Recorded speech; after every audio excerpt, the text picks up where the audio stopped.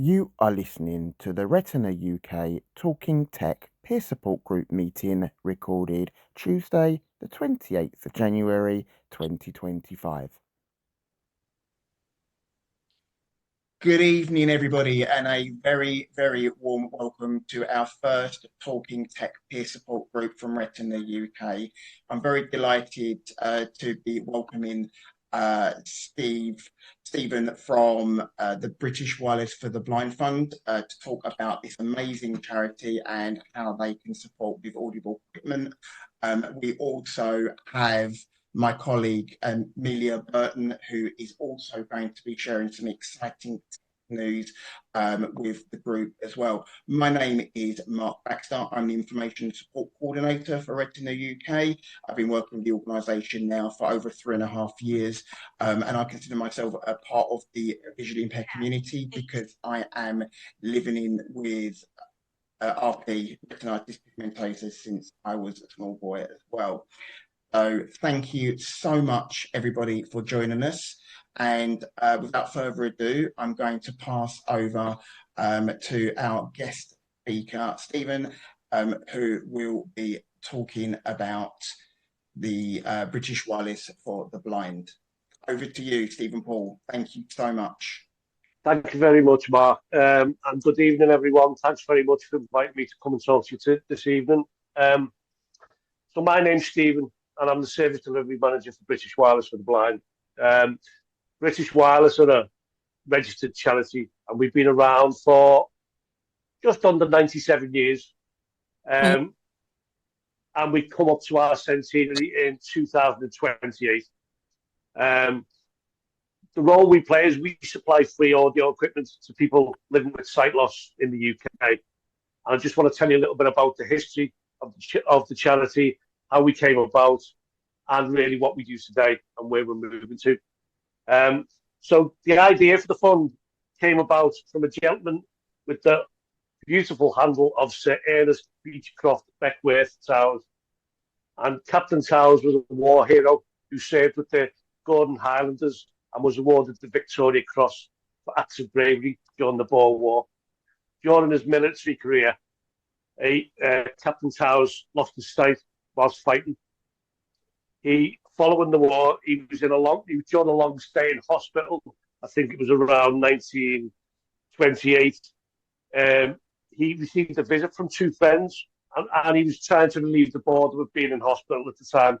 And they rigged up a makeshift radio to the radiator next to his bed, a wireless. And with that came the idea for the British Wireless for the Blind.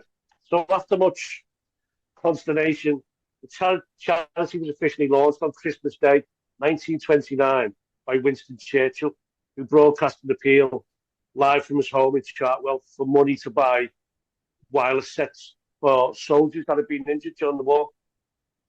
So Churchill gave a powerful speech requesting money to purchase radios. And from that speech, the first 100 crystal radio sets were issued to blind people in the UK. And these radios cost £2 each. And they had further appeals through the years. And that's essentially where the charity started from this appeal. So today, the British Wireless for the Blind Fund continues to provide high-quality audio equipment free to people living with sight loss in the UK. All our equipment is free, and some of it specially adapted. And now, as we move forward, we're now looking at equipment that is regularly available on the market. So we have an eligibility criteria. And to receive a free device from us, you must be resident in the UK, you must be living with sight loss, and you must receive either disability living allowance, personal independence payments, attendance allowance, adult disability payments in Scotland, or receive any means tested benefit. If you meet that criteria, then you can receive a free piece of equipment from us. So you don't need to be registered. That's the most important thing, because you have to be registered. You don't need to be registered. And you need to be in receipt of any of those payments. And we're not a government-funded organisation, so it's thanks only to the generosity of our supporters that we can carry on helping people who need it most in the UK. So in terms of where we are now as a charity, So throughout the years, we've issued many different types of radios, as you can imagine. And as technology moves on, we're trying to move with technology. We're looking at rebranding the charity at some point in the near future, because we've realised that the name of the charity is quite old-fashioned. So we're looking at changing what we do and how we do it, and we've already started this year with huge developments in what we do. If we look at the equipment we've issued since 1929, we're looking at somewhere around the 450,000 people we've probably helped and supplied with free equipment. So since 2024, we've introduced a whole new range of equipment that is available free. So we now provide Amazon Echo devices, for example. We have a wide range of non-adapted radios. This includes radios such as the Concerto 3, which is a specially adapted CD, FM and DAB radio. Also has USB playback. We have Synaptic USB player, which some of you may be familiar with, which is a USB player. And we have radios such as the Sangium Vocal 170, which is an FM radio with voice prompts. And we also now provide specialist devices for children living with sight loss, such as the Vox Block audio player and the Echo Show Kids and the Echo Dock Kids smart speakers. Over the past, since about June 2024, we've been giving out Alexa devices. And we've given out somewhere in the region of 1,500 Echo devices since then. And in total last year, we gave out around 4,500 pieces of equipment, all free, to people living with sight loss in the UK. We're also looking at developing for the future, and we're also considering at the moment looking at Kindles, Kindle Paperwhites for adults, and iPads for children. We've recently run a pilot project, actually for the school in Liverpool, where we donated iPads and and Alexa devices to the school and for individual children. And we're looking at probably this year, looking at rolling that out for children and adults who want to be able to read using the latest technology. If you're interested in seeing the range of equipment that we provide, then you can go to our website, which is blind.org.uk. On there, you can see there's an online referral form for any of our equipment. Some of the equipment requires you to be referred by a third-party organisation. That's Retina UK can be one of those organisations you can refer. So if any you are interested in any equipment that we provide, you're welcome to get in touch with me or look at our website. All the referral forms are there, and there's a full range of equipment that is available on there.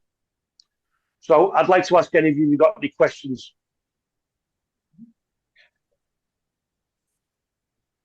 Thank you very much, Stephen, for that. That was absolutely amazing, and it's such an amazing organisation. And we, on behalf of Retina UK, would like to thank you and the British Wireless for the Blind for providing the Concerto 3 radio to our local peer support group facilitators before Christmas. So working with other charities as well is very much appreciated to help support our peer support group network. So thank you so much for your support with that. Has anybody got their hand up on any questions? We've got Harry first. Harry's got his hand up. Hi, Harry. Good evening, one and all. Hi. Do you also provide advice? Frankly, I'm now on a pension, so I've got a few shillings in the sense that I don't want to, use your money. I've worked for the RNIB for nearly 20 years. I've completely, I've got a tiny bit of remaining side, but advice is what I need. I want to know what the best radios that I could buy for myself. I'm particularly interested in DAB radios with plenty of presets. And, you go into stores and, the guys you're talking to haven't got a clue. They really, they don't understand our world, if you like. Sure. Well, we're more than happy to give anyone advice, Harry. You can contact me directly. I'm sure Mark will be able to give you my contact details after this podcast. I'm more than happy to help you with whatever whatever queries you've got about what equipment is available on the market. I mean, obviously, we try and keep aside of what is available, Right. but we're not always right. I mean, a lot of these meetings like you're having now is about listening to the people who actually know, which is the people who are learning every day about what's available, what works for them. Speaking, my background is from a rehab officer background. Yep. When I grew up, my father was visually impaired. He had diabetic retinopathy. He lost all his sight when I was about 8 years old. So I've lived with people with sight loss, and my background comes from teaching my dad how to use a computer when we in the early days of computers and trying to teach him how to use it with speech software. So we're sort of aware of what, but for me, the most important thing is listening to people who are actually, living it, and they're the people who know. I mean, I'll give you a little bit. From my background, I know that I'm going off track here a little bit, but I used to work in the rehabilitation centre in Liverpool for sight loss. So it was a place where people who had recently lost their sight, a lot of people with macular degeneration and those type of eye conditions.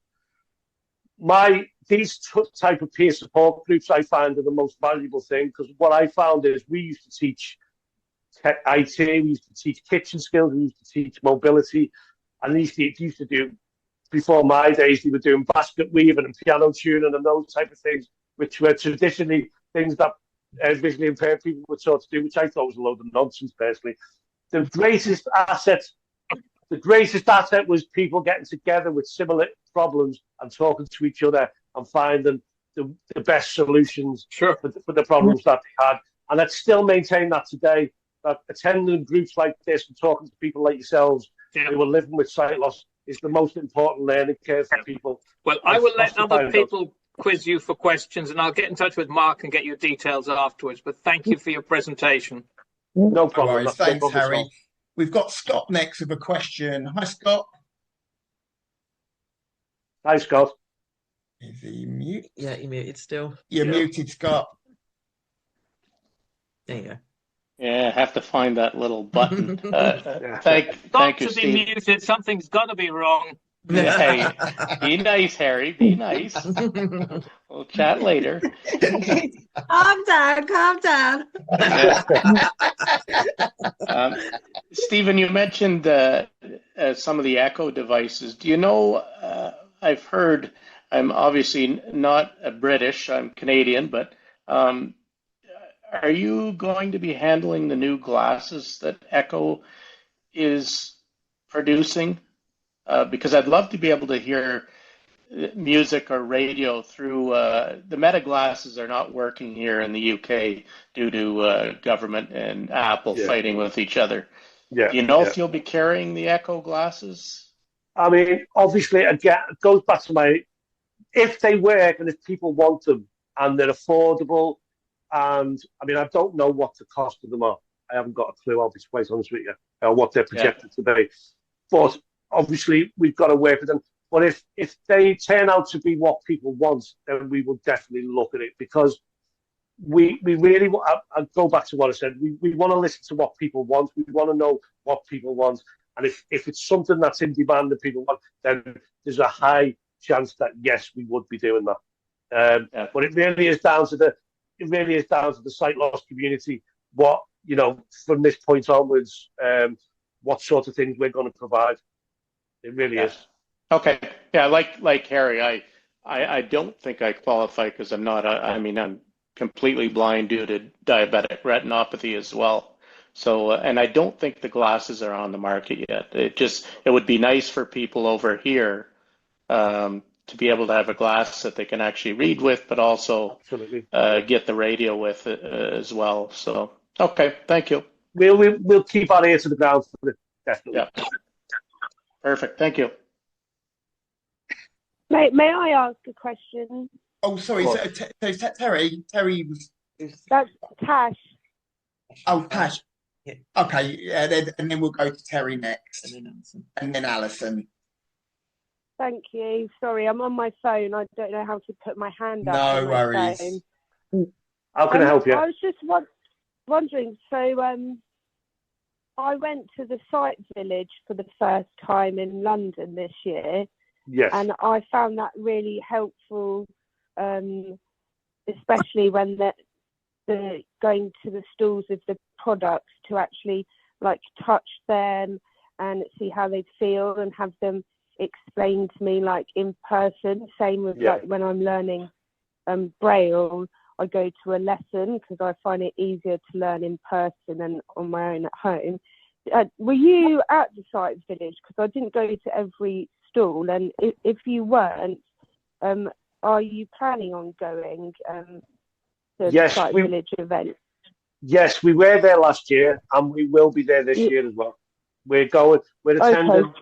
I know I'm personally attending the site village in Glasgow, but I know my colleagues. I know we will be attending the Midlands event and the London events as well, as far as I'm aware. But I would definitely, those three we definitely will be attending. I know there used to be a lot more across the country, but it's been scaled down quite a lot now, hasn't it? Yeah. Okay. Cool. That's good to know. Well, come along and see us, and we'd be more than happy to say hello. Come along and see us. Okay. Thank you. All right. What we will do is we'll put in for anybody that's unfamiliar with Site Village and getting hands-on with new technology and chatting to local site life organisations that present there. We will put the Site Village dates, times and locations if they're actually known. I believe there is 5 locations in 2025, with Cardiff being the first one in April. So we will put them all on there just so you can do a bit of forward planning should you like to come and chat with Stephen and his team, or you'd like to come and chat with Retina UK and the team. Come and say hi to us. We're always like your company. We've got next Terry with a question. Yes. So did I hear right, Steve? Oh, first of all, thank you. Very interesting presentation. Thank you. But did I hear right at the beginning? Did you say that it's not government funded? So does that mean it just relies on donations? Yeah. We have a fundraising department, but the way we're working, we've not changed the way we work, but we're trying to work smart now. So what we've been doing with things like the iPad project, which we know what we try and do is we try and do a pilot project, get the feedback from the individuals we're giving the devices to, and then we use that to create the evidence, if you like, to go to other funders to get the money to provide. Because it's not cheap, as you know. It's not cheap. I mean, the average, you've got, if you think about the iPads, you're talking, £250 for a reconditioned iPad, £500 for, I mean, it's, and even Alexa devices at the scale we're giving them out. I mean, as I say, we gave out 1,500 Alexa devices last year. That's a lot. It costs a lot of money, but we've got a very good fundraising department. So as long as we can find the money from other charities, we will be giving out the equipment. But also, there's just another question as well. So you're saying somewhat. So do they take, like, if someone's buying a new laptop, and their old one they're replacing is still in good enough condition? Is that made use of by your charity, or is not? It's not something we've been doing, but we do. It's not something we've been doing at the moment. I mean, in terms of taking old devices and because we want to give people new equipment. Everyone wants it nice, shiny out the box, and it's all lovely taking the wrapper off and everything else. So, but we do get old equipment back, but it's not something we focus on in the sense of we like to give new equipment. Yeah. I'm sorry, just last one, I promise. So, I could listen to you all day telling you about stuff. I don't live in Liverpool anymore, so I miss it. So you spoke about, for children, and that's my, how can I put this? I was very lucky because when it came to I've still got quite a lot of sight, but when I think of like children who've lost their sight, who are losing their sight, so especially like if they're from families where, there's one or two members of the family. Because obviously my brother, he's lost his sight. So, I think, how do families cope with that? And, is there like a different part of the charity that has donations just especially for the children? Because that's what I know, it might seem strange or whatever.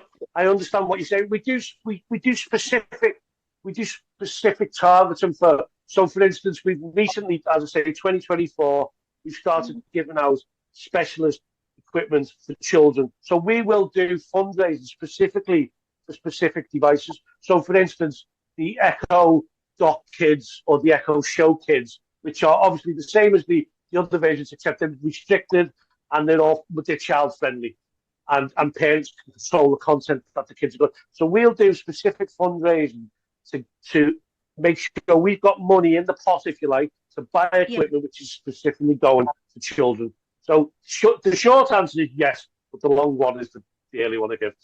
So yeah, we do specifically fundraise for kids, as in that sense. Thanks, mate. That was great. Sorry, I put the accent on a bit broader, especially. I know. I get it. All right, Thanks Gail. so much. Good morning, Gail. Thanks, Terry. Thanks for your questions. You do make me laugh. We've got Alison now with a question. Hi, Alison. Hi, I'm also from the Dingle. Oh, good girl. Good girl. In the Holy Land. Yeah, from Grafton Street, but anyway. Oh, good for you. A group, isn't it? But my question is, I work for Aberdeenshire City Council now, and we've so our cutbacks are just scraping to the barrel. So could we refer, if because I work for the visual impairment team, and there's Jeff also from Liverpool.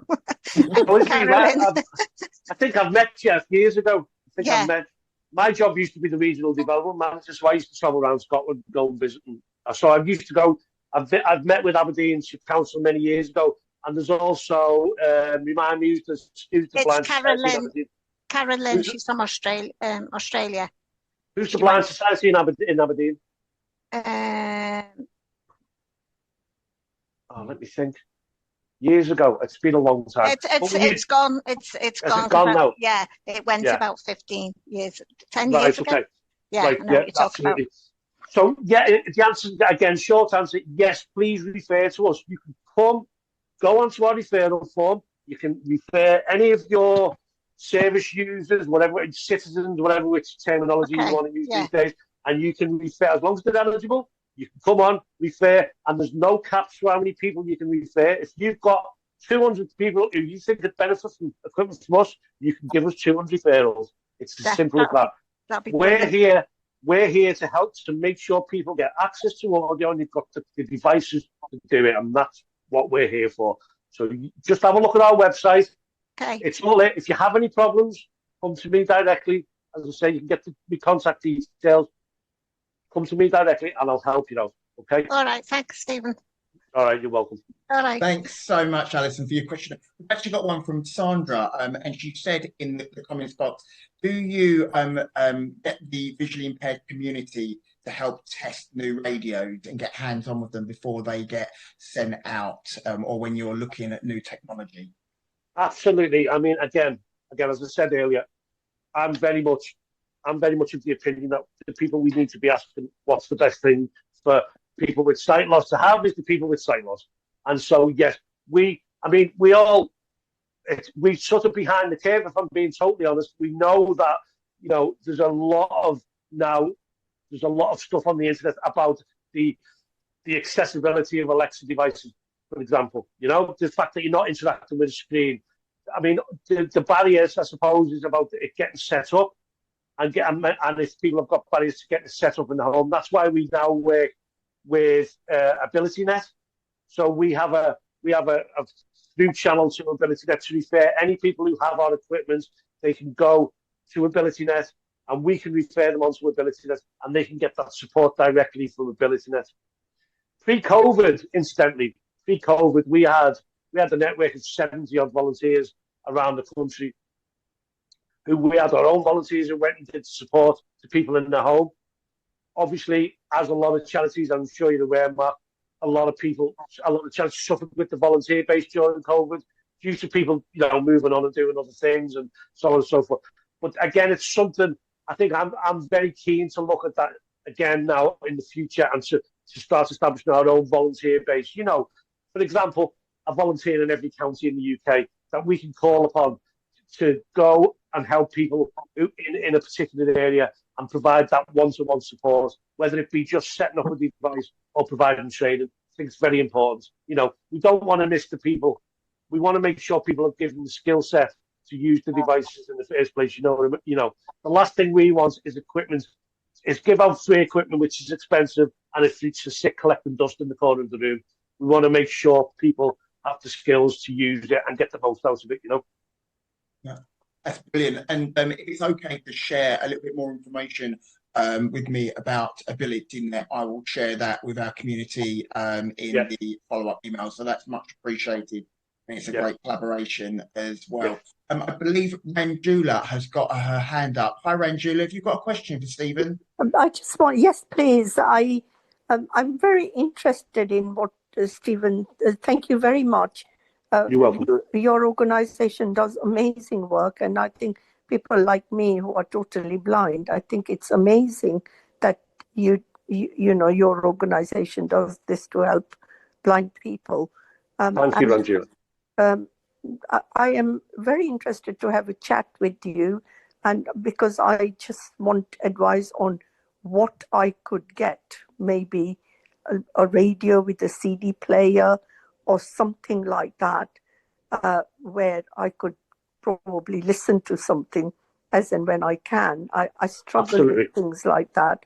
And so tell me, Ranjula, what sort of thing are you looking for? Is it a CD player? Is it something that's a CD player with a radio? A radio CD player would be brilliant because I've got so many CDs. I haven't got a device to play it, Okay. and once... Okay, well, here's our first referral of the day. So, Mark, would you mind being the person who referred Ranjula for a Concerto 3 through our website? I would be more than happy to do that, yes. So what we'll do, Ranjula, is I'll get Mark to put a referral in. And if you just go to our website, Mark, and go to any other devices, put the referral in, and I will get Ranjula a Concerto 3 sent out. What day is it today? Tuesday? Okay. I'm bearing in mind... If we get the referral this week, I'll get the radio to you next week, Ranjula. Not a problem. Fantastic. That'd be great. And Mark, can you pass me Stephen's details as well, please? I will do, yeah. We'll share them in the follow-up email along with the audio of tonight's meeting. Thank you so much. And thank you again, Stephen, for all that you do. You're welcome, Ranjula. More than welcome. Hope everyone can hear me. Sorry, this is a new tablet and I'm... Hello? Yeah. Hello, Paul. We can hear you, Paul. Oh, I wasn't sure. Hello, Paul. Hi, Steve. I missed the beginning of this because I was trying to get on for ages and it wasn't. Another scouser. Another scouser. We're overrun. We're everywhere. We're everywhere. Yeah. I just wanted How can I help you, Paul? I just wanted to ask. You discontinued the. Altus? No, not that. There was a Sonata. Yeah, the Sonata. Yes. Is there another internet radio portable in the development? No. To see that the Sonata was a brilliant device. For those who don't know, it was an internet radio that was specifically designed for people with sight loss. It had voice prompts on the buttons, so you pressed the button, it told you what the button did. It was a fantastic piece of equipment. But the technology got really old. All the chipboards within the Sonata started melting down, and the technology and no one has developed a new piece of equipment. I mean, we as a charity, we don't develop equipment in that sense. We just get the best equipment that's available on the market. So we found we had a very frustrating time when we had to say goodbye to Sonata because we had a lot of people who absolutely loved it, and it's really frustrating that nothing took its place because it was it was basically an internet device with analog buttons, which a lot of people loved. And it's a shame it's gone. But again, short answer, Paul, no, there's nothing in development. But if something comes on the market, I can guarantee you we would pick that up because of its accessibility for people living with sight loss. Yeah, I just wondered. I mean, I have got other internet radio-based devices. I found them. And are they accessible to you? Yeah, I mean, I've got an internet radio over the other side here, a big one. Yeah. You can use the app. You connect the app from your tablet or whatever, and you can access it that way. Or you can just use the up and down arrows if you're just on the stations, as long as you're on the station. What's it called, Paul? I'd be interested to have a look. It's a Sharp Smart Control. It's a proper smart radio, and it's got you get an app. You download an app for it if you want to use it on your phone. Right. Okay. Sharp Smart Control. Yeah. I think it's DRI 470. I think it's something like that. Radio. Okay, I'll have a look, mate. I'll have a look. There's a few of them. I've got a few of them, but I went crazy in the lockdowns, so I just bought them. Just messing about, and then I've got the Sense player and the Victor reader. I use them. Yeah. I've got a few bits of internet radio. The only thing now is everything's all on apps. The radio. There you go. And you know what's doing me head in? Go on. The links keep going, or the aerials. And it was good in the old days where it was all portals, but I think they've closed all them down now. It's all gone to apps. Yeah. I mean, a lot of people like apps. A lot of people don't like them. I mean, there's a debate about whether touchscreens are the way forward. I'm not sure personally, but again, it's about the people who use it. It's the most important thing. And we'll follow the lead of what people want. We'll follow the lead of what people want. We really will. And if people like something and it's working for them and it's working for the majority of the visually impaired community, then we'll look at it and we'll consider it as something that we'll provide. Yeah. Excellent, Paul. Thanks very much for the question. I think, Terry, did you have your hand up? Did you have another question? Yeah, please. Just ask what's the website address so I can have a little look, please. It's blind, blind.org.uk. Thank you. Yeah. Okay. We'll put that email in the follow-up and all of Stephen's contact information and maybe a little bit of blurb about the Concerto 3 as well. They were the radios that were kindly donated to Retina UK facilitators. So, I've had a chance to get hands on this neat little device. So thanks again. Have we got any more questions? If not, I will hand over to my colleague, Amelia Burton, who has some interesting and exciting information regarding some new tech that we can support our community with. Over to you, Amelia. Thanks for joining us. No, thank you. Thanks for having me. I found it really interesting. So I'm Amelia. I'm Grants and Partnerships Manager at Retina UK. So I do a lot of work and outreach with other charities, but also particularly interested in tech companies and things to connect with and see how we can sort of collaborate together. So on the topic of that, recently launched a partnership with LifeMax, who do talking watches. And what they've agreed is that a proportion of the profits from these watches on our website will go towards Retina UK. So you can get a nice talking watch. There's 2 different varieties. Mark will put the link to them in the follow-up email, and a proportion of the profits go to Retina UK to help us deliver events like these. And just another note from fundraising team that February is RP Awareness Month. We've got lots of exciting things going on in RP Awareness Month. And if you want to get involved, please just feel free to reach out to the fundraising team. Mark will again put our email in the email follow-up. But yeah, feel free to check out the watches. They are on our website, on our shop. And as I said, some of the money goes towards Retina UK. So when you're having a purchase, if you've got a birthday coming up or anything like that, you can get a cool watch, but also you can help us at the same time. So yeah, but thank you for having me. I found it really interesting, and I always love coming along to peer group events. So thanks for having me. Thanks very much, Amelia. As our charity, again, is not government funded as well, to bring you our peer group network and other services, along with the groundbreaking research that Retina UK helps to support with inherited sight loss. Any donations would be very much appreciated. You can donate by calling us up on 01280 821 334 and speaking to one of our amazing staff members, or you can sign up on our website and make a donation through a donations page.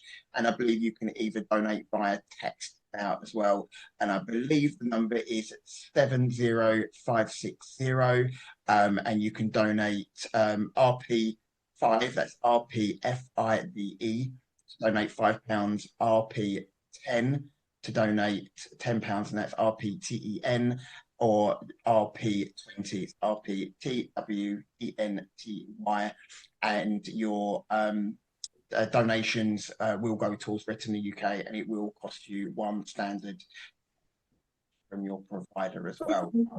Any support would be much appreciated to help our peer support group network continue bringing these amazing talking series events. We do have Talking Home and Garden, which will be kicking off on the 2nd of April, and that is in conjunction with DIY Day. And then we have another talking series kicking off at the end of May, and that's called Talking Creative Arts.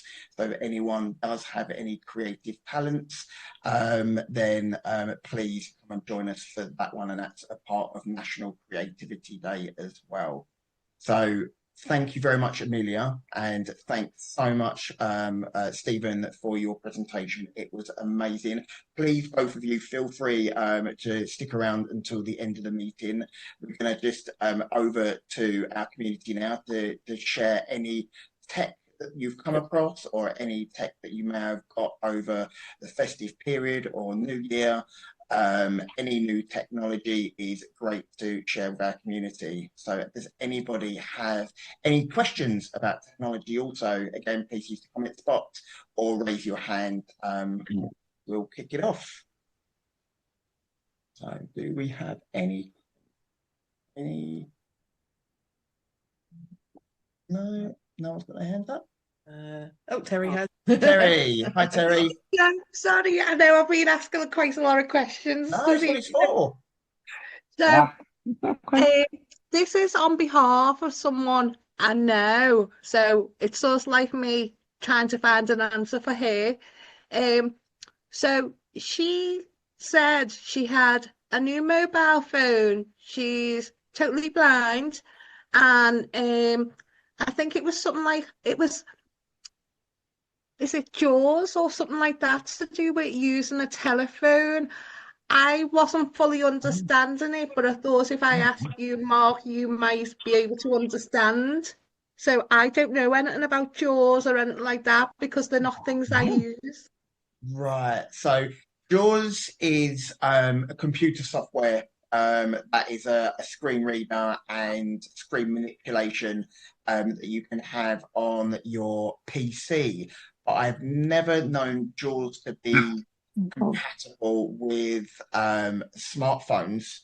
But you know, please don't quote me. If there's anybody that knows of if there is a JAWS that can be used on a smartphone, I always thought it was PC software. I think I might have got it mixed. Yeah, up, because it was a while ago, and so it might not be JAWS. But the phone she had, it wasn't a smartphone. It was just well, from what I can gather, it wasn't a smartphone, because she just used it for phoning and reading text messages. That was it. Right. So is there something else that it might have been? Well, the the only one I can think of, which is a phone for the visually impaired, is the Blind Shell 3, which is a smartphone that's very audible, it's very tactile. It's got voiceover, and you can text message, and you can do quite a few things on it, WhatsApp, surf the internet, email, etc. The other thing, if it's a normal or it's a smartphone, there is software that can be added onto the phone by the company Synaptic. So they not only do hardware like Bluetooth keyboards, etc., they also actually put Synaptic voice over software onto your smartphone as well. If she wants to give us a call, and I can go through exactly what if she's okay to share her contact information. I'll ask because I did mention to her that I didn't know, but if if I remember, I'll ask someone at Retina UK. She was like, okay, so I finally remembered. Yeah, no, I'd be more than happy to go through any mobile phone queries or anything like that. If anyone's looking for an upgrade or any advice or anything like that, please do just drop me an email. You can reply to the invitation reminder that we sent out a couple of days ago, and I will be able to pick that up. Or again, drop me a text message or or an email. I'll be more than happy to assist. Okay, thanks, Mark. Yeah. Terry, Mark will have to know the type of phone. Yeah. So when she or he calls, he'll be able to help her with the when he says voiceover, that's just the screen reader that'll talk to her. Yeah, that makes sense because she's not living in Liverpool. Yeah. So it's not like I could be close by to try and help either. So yeah, thank you. Yeah. Oh, thanks, Scott. I think we've got Steve. Hi, Steve. How are you? Well, yeah, I'm all right. Yourself? Yeah, good. Yeah, what's your advice or your question? Yeah, slightly not tech, but you were just saying about these new peer groups. Is there anything you want me to help you with them? If you want to give me a ring somewhere. Absolutely, Steve. Yes, I will be in touch. We will be starting to launch the new peer groups within the next few weeks. So absolutely, we will be in touch if you want to support Retina UK. And if anybody is interested in joining our amazing team of volunteers at Retina UK, then please do get in touch with me, or you can call the office again with your inquiries, and that will get passed on to Sadia, our volunteer development coordinator. If you have any questions regarding peer groups in your own area, if you would like to set one up, or you've got a hobby or an interest that you might find that more people of our community would be like to get involved in, then please always share your ideas. I want to grow our peer support group network across all of the UK, so we can provide peer support to everybody living with inherited sight loss. So thanks, Steve. Yes, I will be in touch with you. Okay, yeah, just drop us a text on the WhatsApp, and we'll arrange an evening or something. We can have a chat. Yeah, no worries. I will do, buddy. Thank you so much for your support. And Alison Williams. Hello. Hello, Alison. How are you? I'm all right, thank you. Can you hear me? Yeah, all's good. Yeah, have you got a question? I'm an amateur musician with sight loss, playing the cello in amateur orchestras. So I'm trying to look at if I can use digital technology to continue playing music. I currently use the music advisory service, the RNIB, and they send me music transcribed. At Christmas, I got a Wi-Fi foot pedal, a Bluetooth Wi-Fi foot pedal, and now I'm looking at a relevant tablet now. So I wanted just some advice on tablets, on whether I should go for an A series or an S series. But I'm looking for, I don't know about whether I could compromise on the screen size. I've seen one on the S series 14.6 inch and the A series 11 inch. So Does anyone want to weigh in? Who's an avid Samsung tablet user of our group? Not anymore. Not anymore. You've got over to the Google tab, haven't you? Yeah.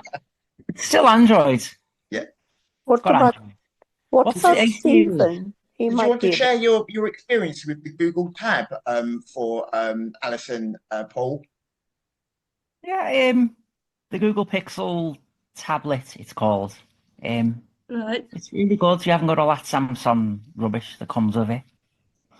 Well, you still have Google rubbish coming with it, but it's a bit more. The accessibility is really good on it. It's got all your gestures, and you can turn them on and off, and it's got your usual double tap to do this, double tap to, or swipe down, or swipe. You can make the speech do that or not do that, as I found out. So turned all them off because I don't need them now. I got used to it. Just because I use a keyboard on mine because I hate touchscreen. When I first seen, heard about tablets and iPads, I thought, I'm not getting one of them. It's all touchscreen. How the hell can you use them? And then someone was on about, you can plug a keyboard into that. And I'd heard of it briefly, and I thought, and then luckily someone had a spare keyboard. And so, because my tablet at the time, I sat there in a drawer for about 6 months, couldn't really use it. And I plugged it in, and bang, it was away. Whizzed away. That's it. I was on the go, on it. Speeding around, getting used to it. It's good. I don't know, as regards, what are you looking for? Are you looking for a good tablet? I'm looking for a tablet, perhaps, because we're playing the cello, which is the string instrument, also on music. We have to put bowings on the music. I can no longer read the bowings that people put because of my retinal dystrophy and Bardet-Biedl syndrome. I can no longer read faint pencil markings. So I really have to use a magnifier, and for like a tablet, which could, I don't know, I'm still looking into it, but there's things like need to put markings in and instructions to playing, for example. But I'm just trying to get rid. Trying to go from paperless to digital because there's so much paper that has to be on the stand as well. So if I could use a tablet, which would just make it easier for me. But I've also got some other issues with the lighting in the venue as well. So there's all lots of things to think about, really. But yeah, tablet would be great. We can put some. And also, I also need to turn the pages with the foot pedal, so I'm in time with everybody else in the orchestra. We can put some. We'll definitely get some specs for the Google tab, and then some of the other Samsungs. I think Scott's got a question, or a bit of advice. Yeah, I'll ask overseas. I have some friends in the music business. I'll ask the question. You don't want to hear me play anything or sing, so I'll ask that question. I just wanted to let Harry again. Caroline, can you not mute him? Anyway, for any of you that are still using Windows 10, you've got to October 14th, and to switch. Most people have switched to Windows 11 if you're using it on your PCs and stuff, because you will lose your support as of October. So I'm not sure if anyone is using Windows in this group, but is there much? I do, so thank you. Yeah, is there much difference between Windows 10 and Windows 11?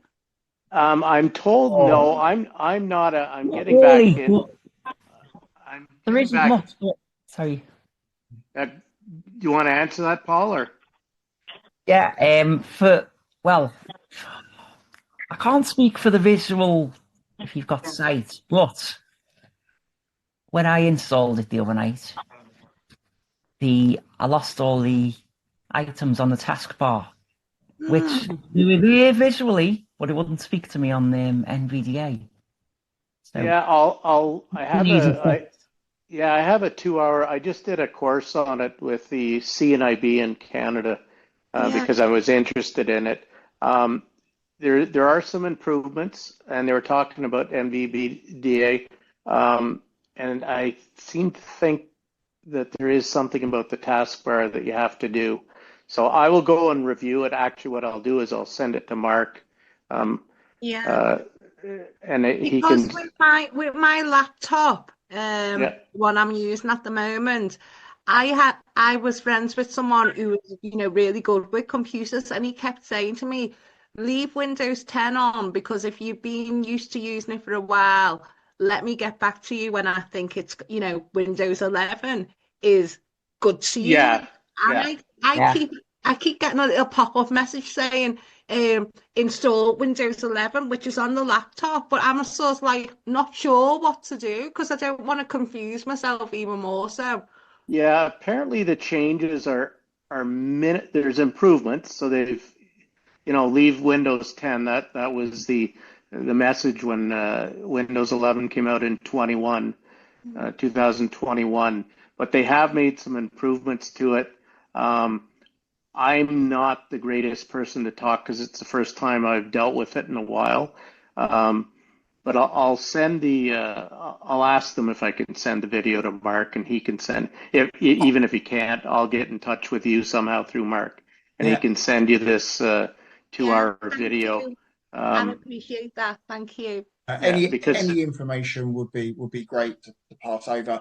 If it is actually on a public platform on the internet, then I can just share the link. YouTube style video, then I can share that link to everybody.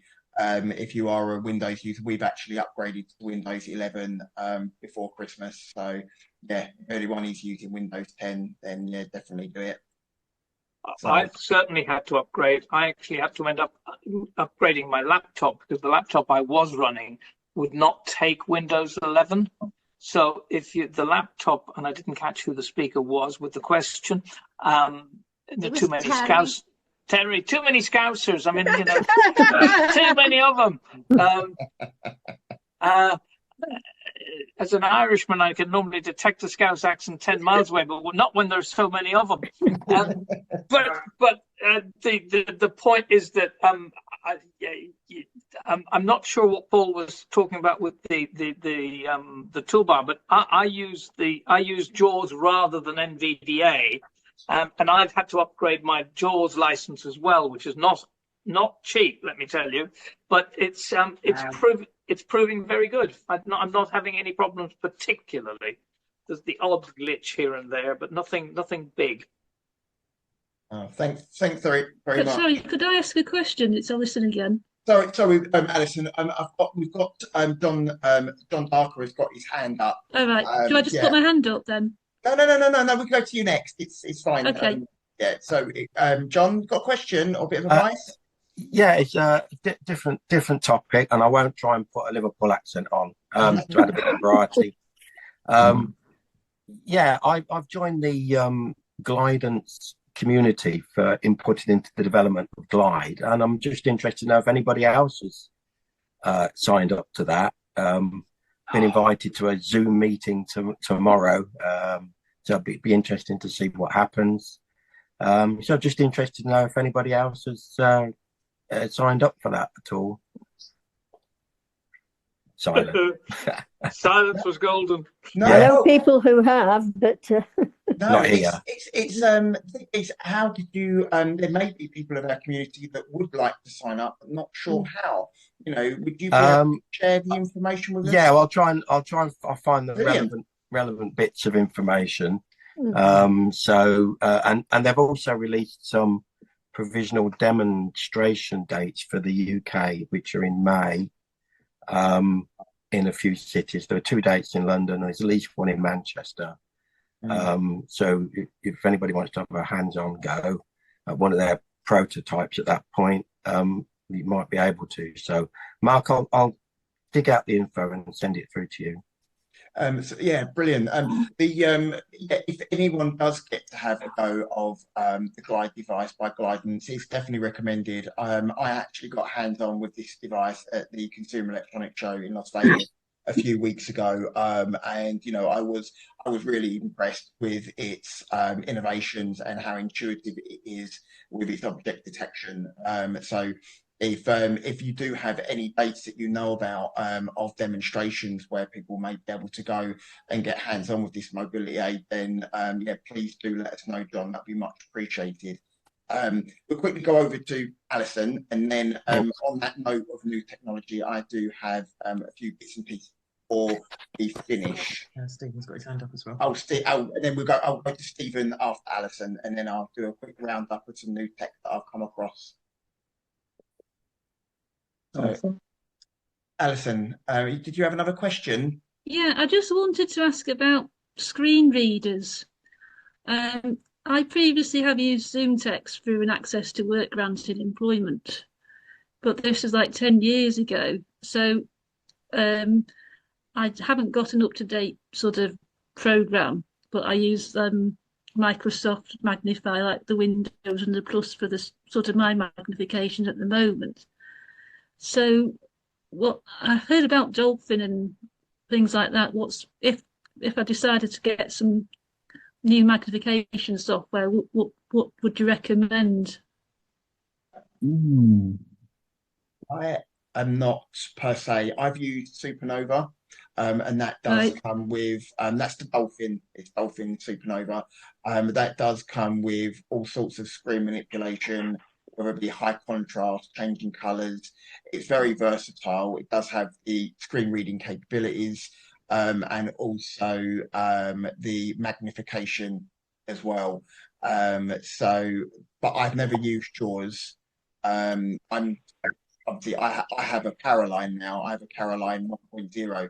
So she is brilliant at reading my emails and everything like that. So, because I still have some useful vision, trying to still navigate the computer with your mouse and your eyes, as well as navigating it with your ears, it just becomes a bit confusing. So I kind of, thought, let's not use this. But I know a lot of people use JAWS, which is another good one. The only downside to Supernova is you only get, I believe, about 60 minutes to trial it, I believe, before it kicks you out and then you have to buy it. And like Harry said, these subscription ones are not cheap. You've got narration, which you get with Windows 11, which is quite basic, and then also you've got NVDA as well. Yeah, download that for free. Is free. NVDA is free. But it is a screen reader. It's not magnification. And Alison specifically said magnification. Magnification. Does have magnification, but also I've got issues with colour vision. I can use a computer, but it's just, I think that this is quite a tricky one. I think you do need to get some specialist help from somebody. I mean, I don't know where you're based, Alison, and don't need to know, but I mean, in the old days, I'd have said go to somebody like the RNIB sort of, what do they call them? The support centres, the way you could trial the kit before you buy it, because that stuff is not inexpensive, as I said earlier, and then you can play around with it. And I think I'd be inclined to check that out first, because if you're using the computer and you could use the magnification that's built in, what have you got? Windows 10, 11? What have you got? Windows 11, yeah. So I'm using the Microsoft functions, the Windows and Plus, the Windows and Minus, and all those types of features. Yes, which I'm happy. But if there's anything that can help further, really, yeah. Well, I'd be inclined to stick with that. If it's working for you, you'll become quite an expert over time with it. I'm sorry, I was just thinking, because I'm not sure what my solution with my music question is, because I might want to, I don't know, I'm still looking into this music solution. If I need a screen reader. Yep. Well, if you need a screen reader, then again, it depends, will you be doing it on a computer or on a tablet or on what? Because Paul's advice was quite good there. If he's using the Google one, that'll have what, TalkBack or something like that. Oh, right. On it. Yeah, it's got talking. Yeah.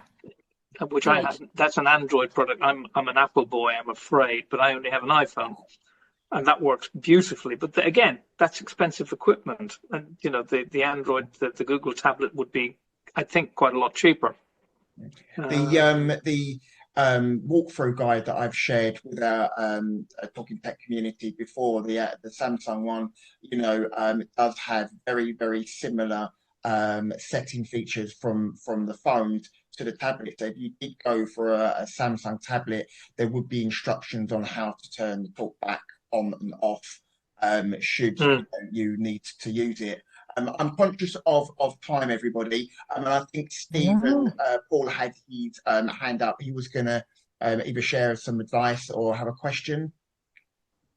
Hi, sorry, I was just going to say I'm about to duck out, so I didn't want to leave without saying bye-bye. But I just wanted to say what a fantastic resource this is. I'm so impressed with all of you and the community that you built here. And I really, when we rearrange our meeting, Mark, I want to talk about how we can refer through to this, because I just think this is a fantastic resource. I really do. I'm so impressed. So thank you, everyone. I'm going to duck out now. One final thing is, no such thing as too many Scousers, Harry. Good evening, everyone. Take care. Thanks, Stephen. Thank you, Stephen. Tell my wife that. you. Thank you. That's me put back in my box. Mark, there is a company here. It's 2 or 3 brothers. It's about a year ago. I'll have to look it up and see if I still. Harry, you probably were on the same meeting. They run Tyrotech. They run. It is. What is it? Tyrotech. Yeah, you got it. There you go. Thank you. But there are plenty of others. Don't just go. I mean, Stephen Nutt of Computer Room Services is another specialist. Yeah. And he's hugely specialist and very knowledgeable. I'd put him into any Computer Room Services, did he say? I did. Computer rooms. I'm pretty well, sure. I wouldn't touch him with a barge pole, actually, but God, I couldn't have said that, should I? Well, no, you can say what you want. I've never used him. I've just heard about him, and I've heard people speak well of him. But where you hear well, you hear bad. So from going back to Alison, I would like to hope, and I'm a little disappointed having worked for them for 20 years, many years ago at the RNIB before I retired. I mean, the music advisory service should be helping you with this sort of advice. Or do you think that should be my next point of call? Well, I certainly would go back to them, because I would be saying to them, I need this and I need that. And they may have to do some internal digging. They may not have it to hand. Right. Well, what happens at the moment is I send it to the music advisory service. It comes back to me as a paper copy, as a as a music software file, email. But well, I would go back to them by email and say, I need some advice on, and lay out in very short sentences what you need advice on. And they may say, look, we're going to have to refer you on to, I don't know, the Technology for Life team, which no longer exists as a team, which is a crying shame, but they do have 1 or 2 key people within the organisation who may be able to help. Sorry to interrupt. There is one chap, Devinder. He has set up his own consultancy tech company called Personalize. He did share his new business venture with our London peer support group. And if anybody would like to learn more about what Devinder does, he's going to be speaking again at our West Midlands online peer support group on the 18th of February at 7 p.m. So, Mark, why don't you share his contact details in the follow-up? Because I know Devinder of old. He'd be more than happy to have an email from Alison. Definitely. With an inquiry. Now, he had set up on his own. He was made redundant, I think, by RNIB. Yes. So he is very knowledgeable. Hugely knowledgeable. Very and always very good at researching products as well. Yeah, he's a nice guy. It's about 15:15. I just want to, first of all, thank everybody for joining us. But before I go, I've been experimenting with the new Google AI assistant Gemini, and I've got 2 pieces of technology that I've actually come across, basically on the back end of the experimental prototypes I got the privilege of trying when I was in Las Vegas. If anybody hasn't listened to the webinar of me talking about my experience, it's now available to listen to and watch on our UK website, www.retinauk.org.uk, and I believe it's under recordings. So I will share that. But so one of them that's also out of the Nevada University. Let me see whether I can do this. So please don't fail me, Gemini. Right. Hey Google, what can you tell me about the InnoMake smart shoes in Austria?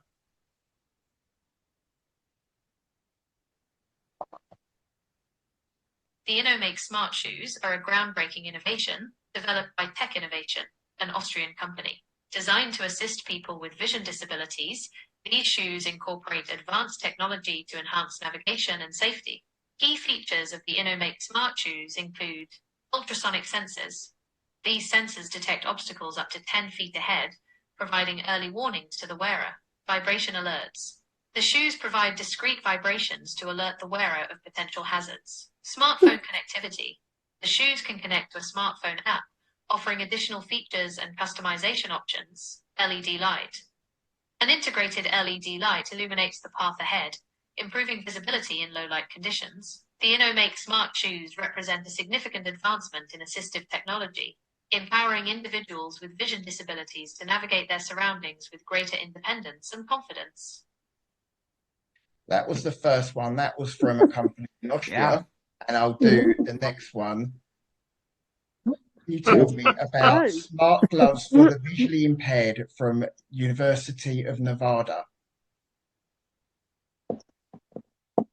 University of Nevada, Reno has been developing a smart glove system to assist visually impaired individuals with navigation and object detection. This system utilizes a combination of sensors, including ultrasonic sensors, GPS, and a microcontroller, to provide real-time environmental data to the user. The glove can detect obstacles, such as pits or overhanging objects, and alert the user through vibrations. Additionally, the system can be used to track the user's location and provide guidance through GPS. There you go. Got there in the end. Did it say such as pits? Wow. What were you using to? What were you asking the questions of? So that is so initially it's Google's new AI called Gemini. She's so much more intuitive than the standard Google Assistant. So and I haven't actually tried I don't know if anyone else has used the Apple Intelligence to see whether Siri is. There's a good thing about the Google. When you ask Siri a question like that, it will just say to you, I found this on the web. Yeah. But with Google, when you ask it a specific question, it will actually locate that information from wherever it is on the internet, and it will give you a detailed description. And that could be for anything. I'm always using it. But do you need to download a special app to use? So the Google Assistant is also very intuitive with things like asking it questions. But yeah, you would need to download the Gemini app. And then install it. You may even be able to get the Gemini app from the App Store on okay. So definitely basically, it's very like ChatGPT, isn't it? Very similar, yes. I know a lot of people use that. I love ChatGPT. I think it's great. No, it is very, very similar. Mark, I'm using the AI, and the only thing I don't like with Siri is she comes on and says, "Do you want me to use ChatGPT?" And yes, that's why I'm asking you. So just move on and give me the answer. So I've been using it. Jealous. Yeah, I guess so. It's just being awkward. Mark, would you put details of those in the follow-up notes, please? Yeah, no, definitely. I'll see whether I can. Actually, what I might do is, depending on how long they are, I might actually just record both of those. No, I was thinking more of the links to finding things like this Gemini.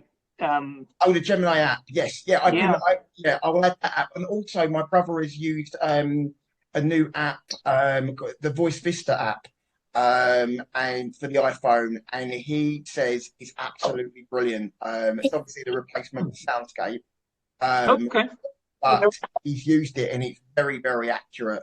So, 20 past 8. So, Mark, Yeah, can I sorry, Terry. make a comment? So, the phone I've got, I think it's iPhone 15, just the ordinary one, not the Pro or anything like that. And I think I got it January last year, a few months ago. It came up, you know, for Google's on the phone already, and it came up with, I think it's underneath where you just go, if you go into that box, then Gemini is already there. Okay, cool. So yeah, well, it's on mine, and mine's a much older phone. No, I think it's dependent on what model phone you got. Yeah, I think it might be. Yep. Good. I'm afraid I'm going to have to go, but thank you, Mark, and thank you, worries. Caroline, Yeah, and thank it's you, getting on a everybody, bit, for a very good session. Can I just ask something quick? Yeah. Go on. Can I just ask something quickly? Who's Ravinder?